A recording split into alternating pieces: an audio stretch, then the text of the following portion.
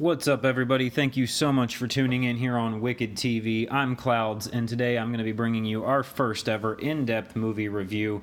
We are going to be covering Joker. Came out this year, 2019, October 4th, a day after my birthday. I had the pleasure of going to see that. It was quite a film, I will say that. I will not throw out my personal opinions on this movie until we get later and further into this video, but I will say that regardless of whether you see this film and you love it or hate it, it is certainly one that I don't see many people forgetting.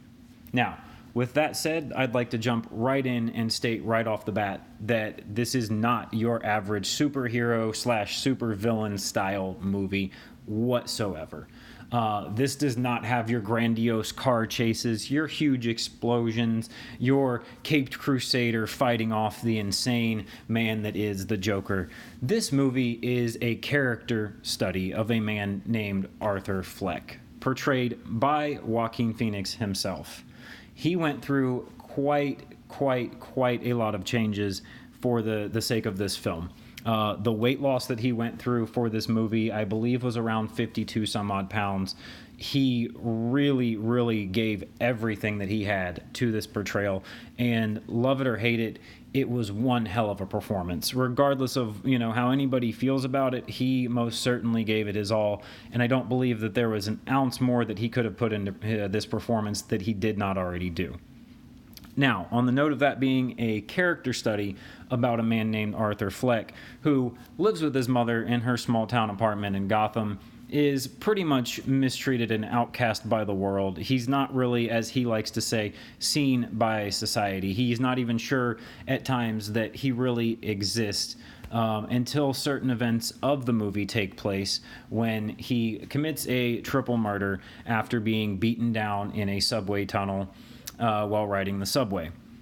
This triple murder is kind of what sets off the events of the film, because he later sees himself on the TV. Not himself per se, but a masked figure, so to speak, with the face paint, the makeup, and he realizes that that murder made people notice. That even though they didn't know exactly yet who did it, they saw it. People were aware. And this is the real turning point in Joker where everything goes downhill. And this is where the character study of this man becomes very interesting. Because what you see happen is the camera focus at all times on Joaquin Phoenix. I don't believe that there is a single frame in this film that doesn't have him on screen at some point, or his voice in the backdrop, or something happening. The camera is focused on him 100% of the time in this film. He is the only true main character to this movie, and everybody else is simply just a character in the backdrop. This movie does not focus on anyone other than him, and it doesn't try to. There are obviously other characters, but they are just side pieces and kind of little pawns to the story and where it needs to take place. One of the things that I most enjoyed about the framing being done that way was that so many things in the background, whether it's people's faces, the city itself, the lights, everything, becomes blurred out the majority of the time.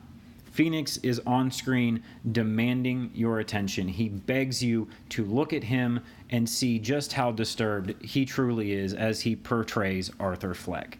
And man, does he do a great job at that. It is a commanding performance that is very worthy of being written down in the history books as one of the best portrayals of the Joker.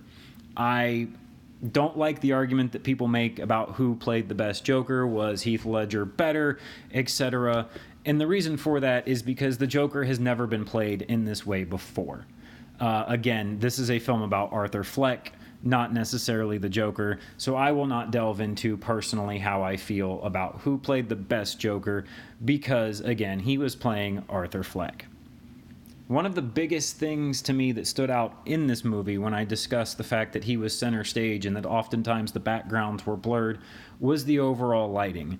The city of Gotham is portrayed as a very negative, very emotionless and grayscale place. There are a lot of black, gray, brown, just darker color patterns when the city itself is the backdrop and it's being portrayed. And that is a stark contrast to something like what you see when Arthur wears his Joker suit or his costume that he later comes to know. The same way with the mask that he puts on in the subway tunnel to escape the police. It is very colorful, it's vibrant, it pops. And the only time that you really see that much color in this film is when something is about to happen or has already happened. When it's dark, when it's dreary, it's kind of a lulling moment. You don't really suspect that much is going on, but when those colors get bright and they pop and they're vibrant, that is when you know that something big is coming, and something big tends to always follow in that place. And I love the fact that this movie did that. It let me know, hey, this is the way this is shot and filmed. I can expect something big to come out of this. And I won't give away the end of this film, but there is no greater example of that, in my personal opinion, than the end of this movie. The end of this film is one of the most well-lit shot scenes that you will find. It is one of the most colorful scenes that you could possibly find in the entirety of the movie. There is no more color anywhere else in that film than during that end scene. The last 15 minutes of that movie really set the stage for something big is about to happen, and the world is truly about to notice that Arthur Fleck is the man that he says he is, and that while he's not necessarily what the world would call a comedian, he does have his own special brand of humor. Now, with that said, his special brand of humor is a little bit different than, your quote-unquote average person might see it. He tends to laugh along with jokes when other people laugh, even though you can physically see in his expression that he didn't really understand the joke. It kind of went over his head. And the things that he does legitimately and honestly laugh about are things that maybe you shouldn't laugh about, that really aren't that funny to begin with. So he doesn't really have the greatest concept of what humor and comedy is, which is very conflicting in this film, because he wants to be a comedian. He wants to be on the stages making people laugh. He wants to be on the TV, on the late night talk shows. That's one of his biggest dreams, but he just doesn't quite understand what it takes to get there. Now, with all that said, the one thing that I have to delve into here that a lot of people aren't necessarily discussing is the fact that while this is a DC movie, and Todd Phillips did say that he wanted it to stay outside the realm of the overall DC storyline, there's no denying that it absolutely does fall within the DC storyline, given that Bruce Wayne and Thomas Wayne, as well as his mother, whose name I can't remember, shoot me in the comments section for that, because I didn't remember, little Bruce's mother's name. I do apologize. I just can't think of it at the moment. But it does include them. Bruce is I want to say 8 to 10-year-old boy in this film, and Arthur Fleck does run across him. He does have an encounter with him in one specific scene, and he does also have an encounter with Bruce's father. And the one thing that people keep bringing up is Joaquin Phoenix's Joker ever going to meet up with the future Batman? This is something that I don't personally see happening, because in this film, Arthur Fleck is probably aged around, I would say, mid to late 30s, potentially even early 40s. I'm not honestly sure, from what I remember, if it ever gave an exact age of Arthur in this film. But given that Bruce was only, at best, 10 years old in this movie, I don't see that 9 to 10 years later, when Bruce potentially starts to grow up, train, and work his way into becoming Batman, that a 50 or potentially 60-year-old Joker would ever really be that big of a problem for Batman. So with that said, I do believe that he is the Joker in the sense of what people expect. But I think that he is more of the guideline for the future Joker that potentially fought Batman. I feel like Arthur Fleck was the stepping stone that took all the other mentally unwell or angry or just fed up citizens of Gotham that were poor and starving in the streets, and it gave them a quote-unquote hero. Granted, we can't look at Arthur Fleck in this film as a hero, because he is the complete opposite, and nobody should ever agree with his actions. However, the people of Gotham do see where Arthur is coming from after his actions take place. With that said, I can see where a future Joker stepped in to take over the place of Arthur Fleck, and that could potentially lead into a Batman story, seeing as how the Wayne family was in this film. But I do not believe that this is the Joker that became the quote-unquote Clown Prince of Darkness, so to speak, and became Batman's arch nemesis.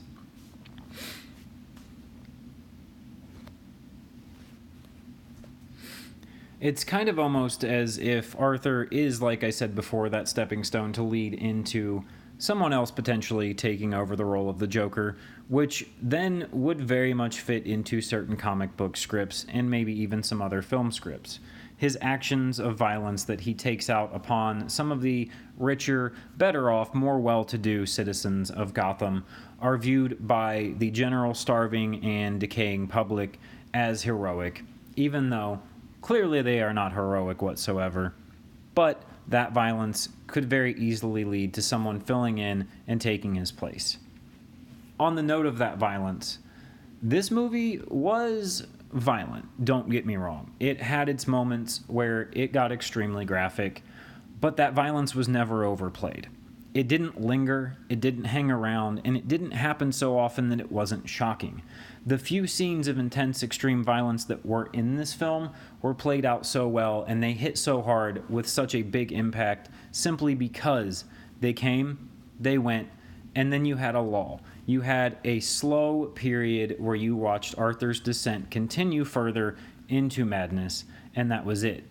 It didn't hang around and make you sit there and stare at the dead bodies or the blood or gore that was there. The violence was very sparsely used, and I feel like that was such an amazing impact on this film because every single violent action that happens in this film hits like a ton of bricks. You really just have that moment where your jaw kind of drops, and overall you just go, wow, did this really just happen? Is this something that actually just took place? And the answer every time is yes.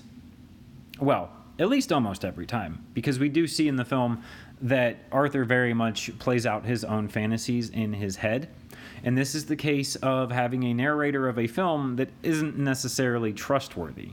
When you're dealing with someone in a film who is narrating their own life to a degree, such as Arthur Fleck, you can't really trust everything that you see. And the movie does play heavily on this. I won't spoil too much about how it does it, because it is in some ways a bit of a plot twist for the film, not of the overarching story of the film, but it does have a couple moments where you go, holy shit, that wasn't even real. That was all in Arthur's head. And I thought that that was also very, very creative. To kind of wrap up this review, I will go into a little bit of how I felt about it.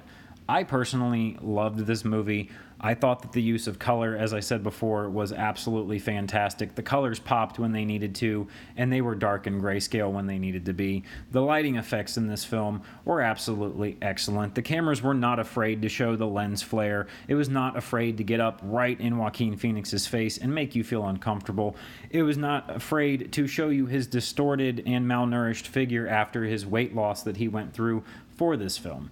This movie had many, many scenes and situations where it wanted its audience to feel uncomfortable. That was the exact intention of the shot. So I have to say I respected and loved the movie for that as well.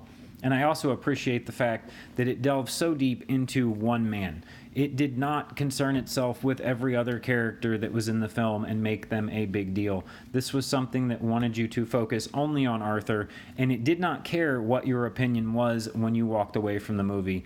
The movie itself, the director, Todd Phillips, Joaquin Phoenix, I don't feel like any of them truly cared how you felt when you walked away from the movie, as long as you felt something. Whether you thought it was amazing, whether you were disgusted by the actions, or whether you thought that it was a terrible portrayal of mental illness, it was meant to be seen in some way or another. And I really feel like if you haven't seen it, you should definitely get out there, check it out, and give it a watch. It is more than worth it. I will be picking it up on DVD when it comes out. Absolutely. So with that said, I'm going to go ahead and close this review out. If I had to give this thing a number, I would probably slap it with a 9.5 out of 10. I can't quite give it that full 10. I'm very, very, very restrictive of what I give a 10 to, and there are very few movies in my library that I would actually give that to. But I will absolutely say, for me, this movie was a solid 9.5, and you should definitely check it out. That's it for this review, though, everybody. It is my first one, so bear with me here. I promise that they will get better as I get some practice in at this. But we just want to say thank you so much for tuning into Wicked TV. Give us a like, give us a subscribe, smash those buttons. Again, this has been Clouds. I'm out of here. Hope y'all have a great night.